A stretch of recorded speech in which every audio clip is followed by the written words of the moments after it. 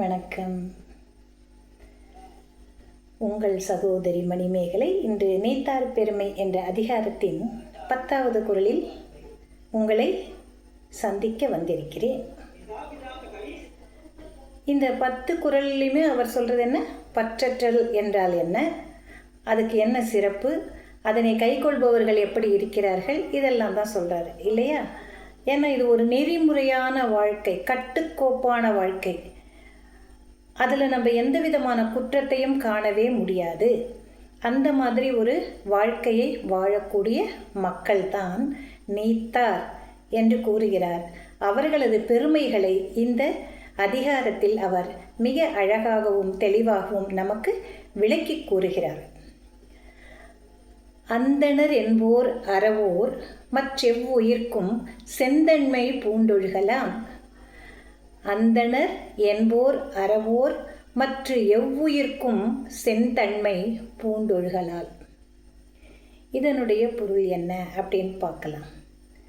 பற்று அற்று அனைத்து ஆசைகளையும் துறந்து ஒழுக்க நெறியோடு வாழக்கூடிய பெருமக்கள்தான் அந்தணர் எனப்படுபவர்கள். அந்தணர் என்றால் என்ன? அறவோர். அறவோர்னா என்ன? பற்றற்று உலகியல் வாழ்க்கையில் நெறிமுறைகளை மட்டுமே கடைபிடித்து வாழுபவர்கள். அவர்கள்தான் அந்தணர். அவங்க என்ன பண்ணுறாங்க? மற்ற எவ்வுயிர்க்கும் செந்தன்மை பூண்டொழுகலாம்.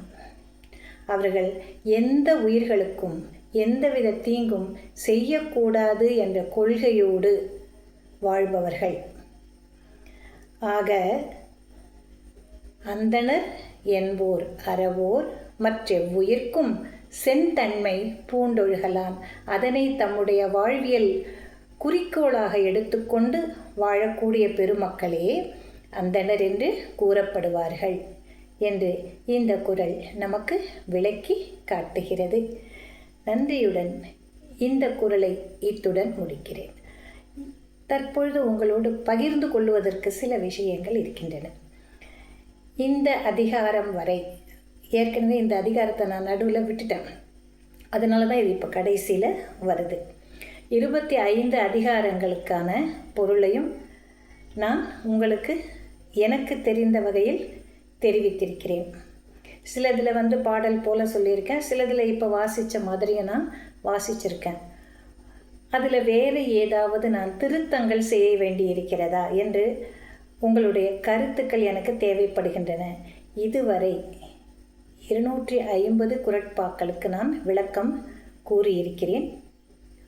உங்களுடைய மேலான கருத்துக்கள் ஏதாவது தெரிவிக்க வேண்டும் என்றால் அதனை நீங்கள் மிகச் சரியாக கூறினால் நான் அதனை ஏற்று அதன்படி என்னை மாற்றிக்கொண்டு இன்னும் சற்று மெருகுடன் உங்களுக்கு குறட்பாக்களையும் அதன் பொருட்களையும் கூற விருப்பமாக இருக்கிறேன் என்று இந்த நேரத்தில் உங்களுக்கு தெரிவித்துக் கொள்கிறேன்.